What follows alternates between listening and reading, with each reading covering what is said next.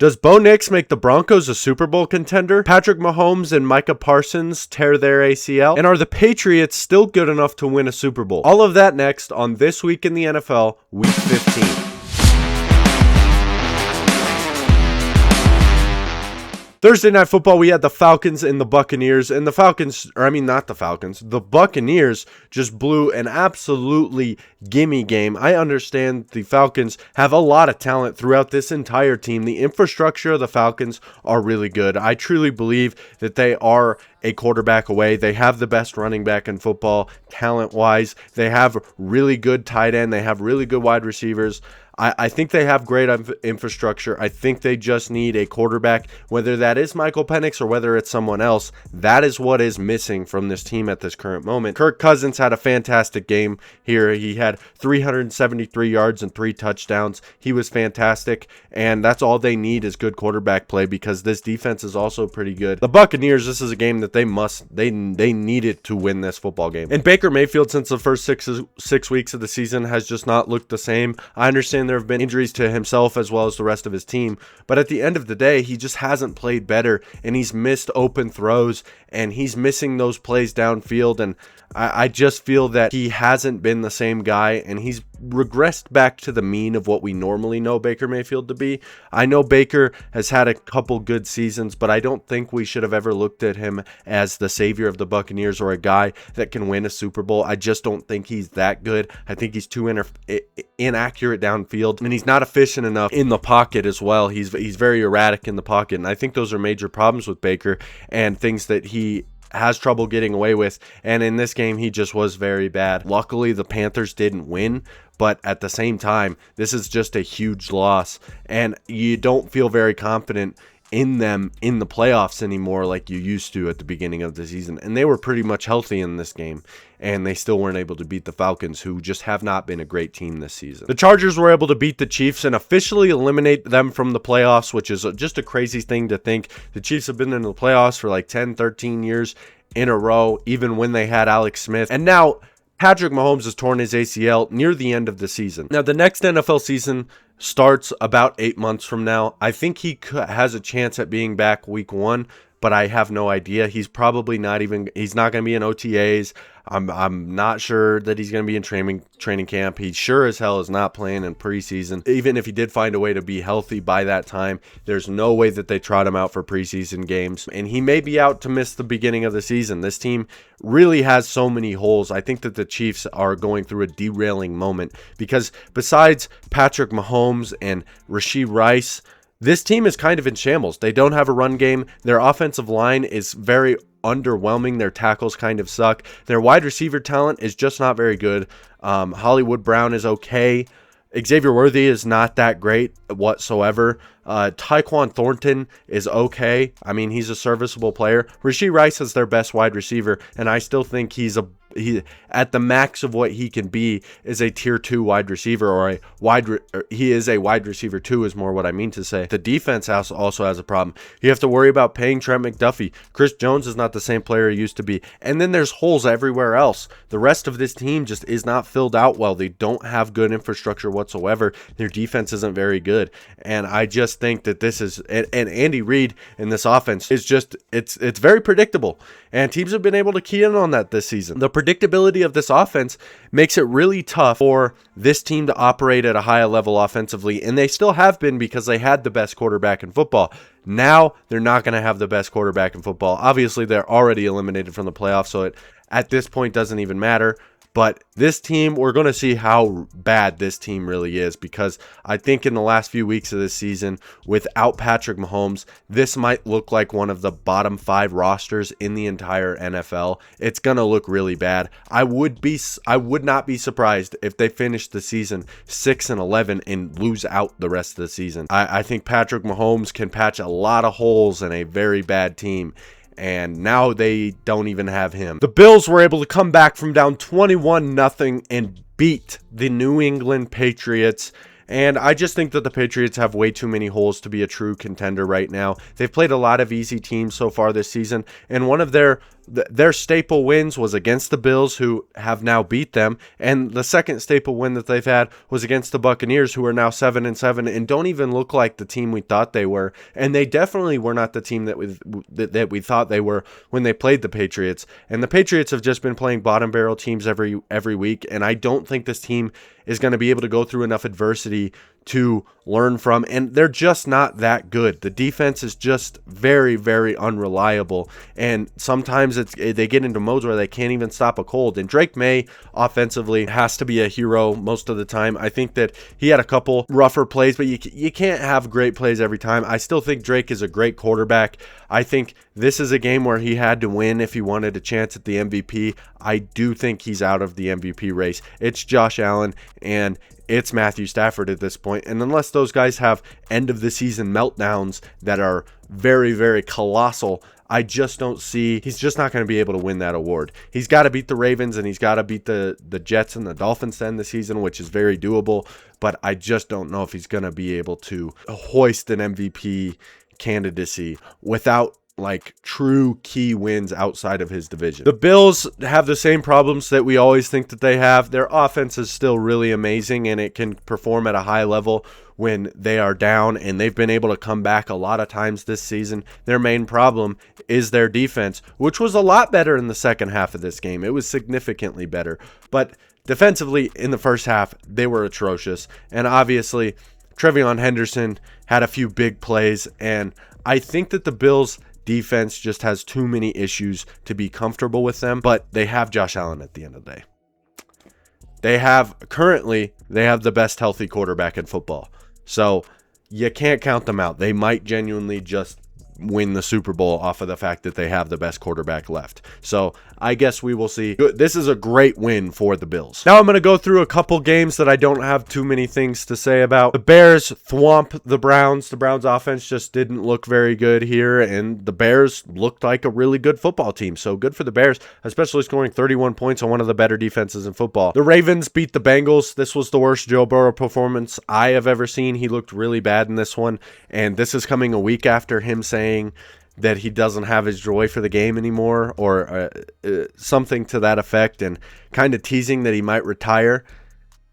And as a Joe Burrow fan, I'm really scared of that, because this Bengals team continues to not put teams around him, and if they play him into retirement, I'm going to lose it. The Commanders were able to snap their losing streak and beat the Giants. Very good game for them. The Giants continue to look like a team that has a decent offense. They just need to fix things in free agency and the draft. Although they are 2-12 right now and just lost to a team that was on an 8 or 9 game losing streak, there is brightness in New York right now. There is brightness for the Giants. Jackson Dart looks okay. In this game, he wasn't amazing, but he was still pretty good. You have things to look forward to. You get Cam Scatabo back, and you probably get Malik Neighbors back next season. So we will see what it looks like then. The Eagles destroy the Raiders. The Eagles' offense looked a lot better in this game. They played a lot more under center, and they just, honestly, a well-oiled machine against one of the worst teams in football. The Jags destroy the Jets, and Trevor Lawrence, amazing game himself. He's had a really good stretch of games in the past few weeks, so I like what I'm seeing from him. If he keeps doing this, they really do have a shot at being a really good football team and making a run in the playoffs. But we have to see the consistency from Trevor Lawrence against better teams than he's played before I can truly trust in him. The Texans blow out the Cardinals, and no surprise there. Their offense looked really good in this one, and their defense is still one of the best in football. The 49ers were able to roll their way to a win over the Titans, and they just looked really good and a well-oiled machine in that game. And the Steelers best the Dolphins on Monday Night Football. Need I say it again? The Dolphins are the best terrible team in football. Like there's the Giants, the Titans, there's the Raiders, and then you have the Dolphins, who have 6 wins and had a chance at the playoffs before this game, but they suck. So, and then, good job for the Steelers. Now we get to the Broncos and the Packers. The Broncos are able to defeat the Packers in a relatively more offensive game than you would have expected with the caliber of defenses that were going into this game. Bo Nix was just absolutely amazing in this one. He was 25 for 34, 302 yards and 4 touchdowns. He was fantastic. He had a few turnover-worthy plays in the fourth quarter. I just think he was testing windows. At the end of the day, we don't want those plays. We want him to be better than that. But I don't hate him, and they didn't turn into turnovers. But besides those plays, when they were already up 8 points, when he had to make plays, he was amazing. He was flawless. He in the pocket, out of the pocket, falling away, having to evade from one of the top 3 most impactful players in football, Micah Parsons, and not getting sacked by him once. Micah was all over the field. The amount of pressures that he had in this game, he was clearly had his footprint on the game, but it didn't matter because Bo Nix was not only not getting sacked and getting away from Micah, but he was making plays on those. It wasn't just like, oh, I'm getting out of the pocket, throwing it away. Oh, I'm dirting the ball so I don't get sacked. Oh, I'm getting a little 1-yard rush just to get away from Micah. No, it was big plays that Bo Nix was generating on this defense, and I think this defense was a little overrated. They have some problems on the back end of their defense, and losing Micah Parsons is essentially the end of the season for the Packers. It just really is. He was the backbone of this defense with the just wrecking crew he is on the offensive line. I saw one play where the Packers rushed 3, where they rushed 2 on the end, and had Micah Parsons against 3 offensive linemen in the front. The two edges lost on the end because McGlinchey and Bowles are pretty good, so they lost on the end. Micah Parsons against 3 interior linemen is able to bend around and get a pressure on Bo Nix, and obviously Bo Nix completed a pass on this play, but it's just he was so impactful for this team in being able to get after the quarterback and throw the quarterback off of their game. And without him, I just don't know how much I trust this team. I just don't think I can trust them very much at all, just because this defense is probably not going to be very good for the rest of the year. And they lost Christian Watson. I think their offense will be okay because Jordan Love is just really good at his job. And they still are going to be able to have a run game. And they just have been looking better as of recently. And Christian Watson still has a chance to come back as well. This is a crushing blow for the Packers. Even if they do make the playoffs, which they are currently the 7th seed, but they have a chance at missing the playoffs. But if they do make the playoffs, I don't know how much I believe in them going very far anymore. I think they were a Super Bowl contender with Micah. I think they had Super Bowl potential written all over them with Micah Parsons in the lineup. But without Micah Parsons, I just don't think this team is that good anymore. Then we had the Lions and the Rams. The Lions kind of started off hotter on offense, and then this was just an insane game. Then the Rams really picked it up and scored 27 straight points while after being down 24-14. And this Rams team is just, again, they're a well-oiled machine. Defensively, they weren't the best in the first half, but they really locked in there for a long time while the offense was just scoring after scoring. Matthew Stafford continues his MVP campaign, and he's probably comfortable in it right now because he played a good team like the Lions and just torched them. Puka was on another level in this game. So was Amon-Ra St. Brown, actually. The Rams are just a well-oiled machine. They seem like the playoff favorite out in the NFC. And honestly, in the Super Bowl this year, it kind of looks like a Broncos-Rams type of feel to it, which would be super, super cool. But we will see. The Rams just look really good. The Lions, on the other hand, first half, Jared Goff was on another level. He was good. And then second half, he showed me what he was again. He did it again.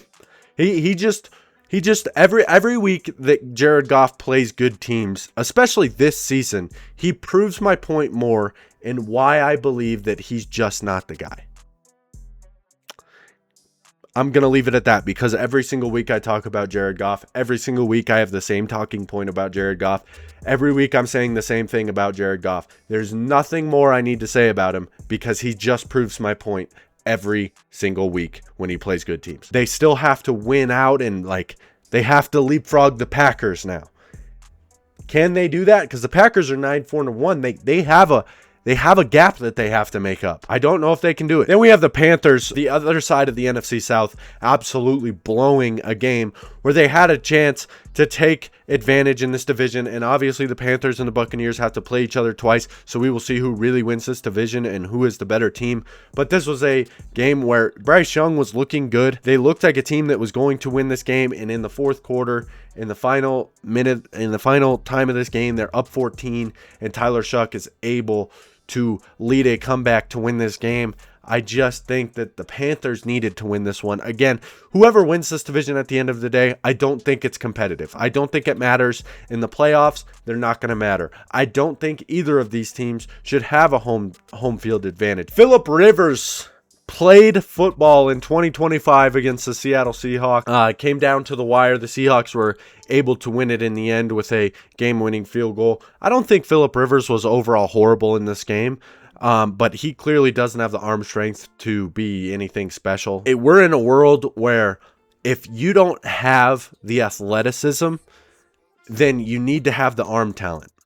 Look at Aaron Rodgers, who obviously their team is not overall amazing, but he's not the most mobile that he always has been. But he's performing well because he has the arm strength. Matthew Stafford in the MVP conversation. He doesn't have the mobility whatsoever. He might be the least mobile quarterback in the NFL, but he has the arm strength. Phillip doesn't have either of those. I feel like there were better options on the market. I mean, there's so many other quarterbacks they could have found out a way to get, and they just decided to go with Phillip Rivers because he knows the system, and he wasn't bad, but there's a clear limitation to Phillip Rivers and his ceiling and what he can actually be. It's better than I expected, but it's still not like he still wasn't anything special. Sunday Night Football, the Vikings were able to beat the Cowboys in a game that I didn't necessarily care too much about, but I do want to say J.J. McCarthy played a decent game. It was against one of the worst defense in football. I wouldn't be doing my job if I didn't give him credit when he played well. He played well in this game. Does it change what I think about him as a player? No. I still think he's the same. Not really, he's not a true starting quarterback in the NFL. I do not believe that. But it was a good performance, and I will give him credit for that. That'll do it for this week in the NFL Week 15 edition. I hope you enjoyed this video. If you did, please like and give me a subscription down below, and I will see you guys in the next video.